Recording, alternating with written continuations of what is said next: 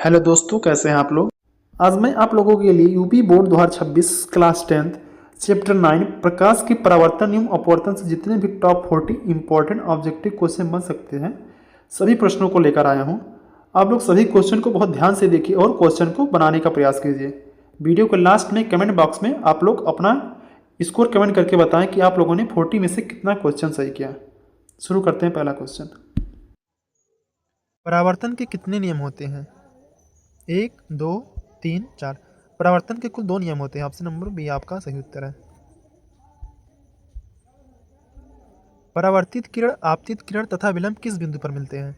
परावर्तित किरण, आपतित किरण तथा विलंब तीनों आपतन बिंदु पर मिलते हैं। ऑप्शन नंबर सी आपका सही उत्तर है। दर्पण का फोकस किस पर निर्भर करता है? दर्पण का फोकस दर्पण की वक्रता त्रिज्या पर निर्भर करता है। ऑप्शन नंबर सी आपका सही उत्तर है। किसी दर्पण की फोकस दूरी आधी होती है। किसी दर्पण की फोकस दूरी उसकी वक्रता त्रिज्या की आधी होती है। एफ इक्वल टू क्या होता है? R/2, यानी फोकस वक्रता त्रिज्या की आधी होती है। ऑप्शन नंबर बी आपका सही उत्तर है। अवतल दर्पण वास्तविक प्रतिबिंब कब बनाता है? जब वस्तु फोकस से परी होती है तब अवतल दर्पण वास्तविक प्रतिबिंब बनाता है। ऑप्शन नंबर सी आपका सही उत्तर है। उत्तल दर्पण द्वारा बनाई गई छवि कैसी होती है? उत्तल दर्पण द्वारा बनाई गई छवि आभासी व सीधी होती है। ऑप्शन नंबर सी आपका सही उत्तर है। जल से वायु में प्रकाश जाने पर किरण किस तरह प्रतीत होती है? जल से वायु में जाने पर प्रकाश अविलंब से हटकर मुड़ती है। ऑप्शन नंबर बी आपका सही उत्तर है। स्नेल का नियम किससे संबंधित है? परावर्तन, अपवर्तन, विवर्तन, व्यतिकरण। स्नेल का नियम अपवर्तन से संबंधित है। ऑप्शन नंबर बी आपका सही उत्तर है। अपवर्तन किसका गुण है? अपवर्तन पदार्थ का गुण होता है। ऑप्शन नंबर ए आपका सही उत्तर है। उच्च अपवर्तनांक में प्रकाश की गति कैसी होती है? उच्च अपवर्तनांक में प्रकाश की गति कम होगी। ऑप्शन नंबर बी आपका सही उत्तर है। इंद्रधनुष किस कारण बनता है? परावर्तन, अपवर्तन, विकिरण, विभेदन। इंद्रधनुष बनने का मुख्य कारण जो होता है वो अपवर्तन होता है। अपवर्तन के कारण इंद्रधनुष बनता है। ऑप्शन नंबर बी आपका सही उत्तर है। उत्तल लेंस किन किरणों को समांतर बनाता है? उत्तल लेंस अपसारी किरणों को समांतर बनाता है। ऑप्शन नंबर डी आपका सही उत्तर है। अवतल लेंस द्वारा बनाई गई छवि हमेशा कैसी होती है? अवतल लेंस द्वारा बनी हुई छवि आभासी, सीधी व छोटी होती है। ऑप्शन नंबर डी आपका सही उत्तर है। फोकस दूरी मापी जाती है। फोकस दूरी हमेशा ध्रुव से मापी जाती है। ऑप्शन नंबर सी आपका सही उत्तर है। जब किरण माध्यम बदलती है तो कौन सी राशि बदलती है? आवृत्ति, वेग, तरंगदैर्घ्य दोनों। जब किरण माध्यम बदलती है तो उसका वेग और तरंगदैर्घ्य दोनों बदल जाता है। ऑप्शन नंबर डी आपका सही उत्तर है। दृष्टिदोष दूर करने में कौन सा लेंस प्रयोग होता है?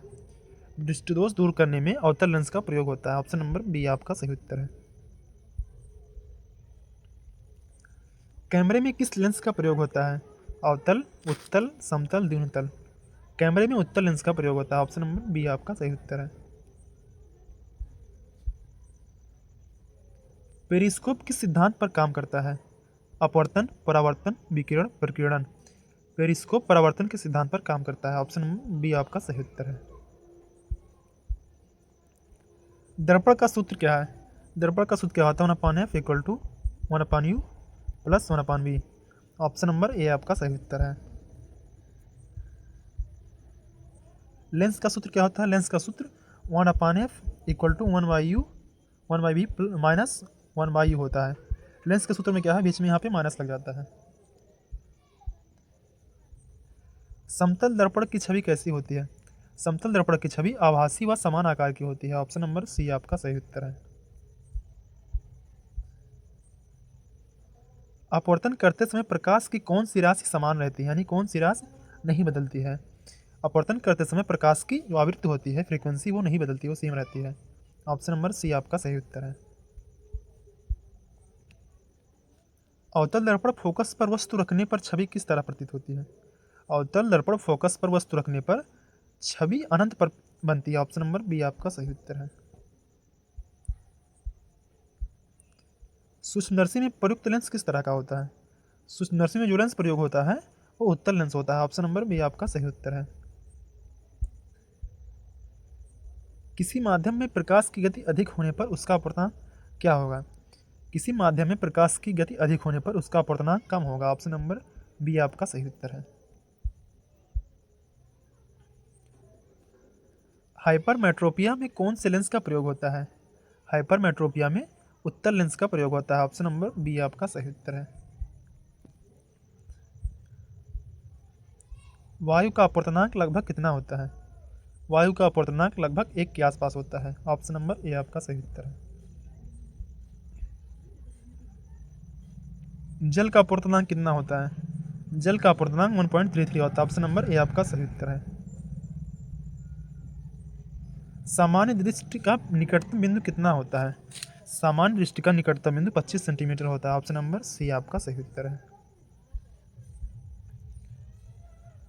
दूरबीन में कौन से लेंस का प्रयोग होता है? दूरबीन में उत्तल लेंस का प्रयोग होता है। ऑप्शन नंबर बी आपका सही उत्तर है। पूर्ण आंतरिक परिवर्तन किसमें संभव है? वायु में, कांच से वायु, जल से वायु, बी और सी दोनों में। पूर्ण आंतरिक परिवर्तन कांच से वायु एवं जल वायु से वायु दोनों में संभव। ऑप्शन नंबर डी आपका सही उत्तर है। किस दर्पण में केवल आभासी छवि बनती है? जो उत्तल दर्पण होता है इसमें केवल आभासी छवि बनती है। ऑप्शन नंबर बी आपका सही उत्तर है। लघु सीधी व आभासी छवि कौन सा लेंस बनाता है? लघु सीधी व आभासी छवि उत्तल दर्पण बनाता है। ऑप्शन नंबर बी आपका सही उत्तर है। प्रिज्म प्रकाश को क्या करता है? प्रिज्म प्रकाश को विभाजित करता है, मतलब अनेक भागों में बांटता है। ऑप्शन नंबर बी आपका सही उत्तर है। आँख का लेंस किस प्रकार का होता है?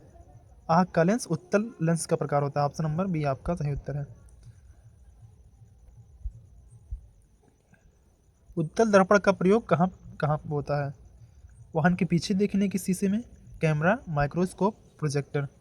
उत्तल दर्पण का उपयोग वाहन के पीछे देखने के शीशे में होता है। यानी वाहनों में जो शीशा लगा होता है उसके पीछे जो व्यक्ति आता है उसको देखने के लिए यूज होता है। ऑप्शन नंबर ए आपका सही उत्तर है।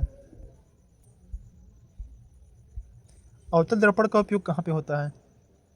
सेविंग में, वाहन दर्पण में, परावर्तक दूरबीन में, बोथ ए एंड सी दोनों में। अवतल दर्पण का उपयोग सेविंग में और परावर्तक दूरबीन दोनों में प्रयोग होता है। ऑप्शन नंबर डी आपका सही उत्तर है। क्रांतिक कोण किससे संबंधित होता है? परावर्तन, अपवर्तन, पूर्ण आंतरिक परावर्तन, विवर्तन। क्रांतिक कोण पूर्ण आंतरिक परावर्तन से संबंधित होता है। ऑप्शन नंबर सी आपका सही उत्तर है। किरण यदि अविलंब की ओर मुड़ती है तो क्या होता है? घनत्व अधिक है, घनत्व कम है, समान घनत्व है, कोई नहीं। यदि किरण अविलंब की ओर मुड़ती है तो इसका मतलब है कि घनत्व अधिक है। ऑप्शन नंबर ये आपका सही उत्तर है। कांच का अपवर्तनांक लगभग कितना होता है? कांच का अपवर्तनांक लगभग 1.5 के आसपास होता है। ऑप्शन नंबर बी आपका सही उत्तर है। यह आज का लास्ट क्वेश्चन था। अगर वीडियो पसंद आया हो तो चैनल को लाइक और सब्सक्राइब जरूर करें। ऐसे ही क्वेश्चन के साथ मिलते हैं अगले वीडियो में।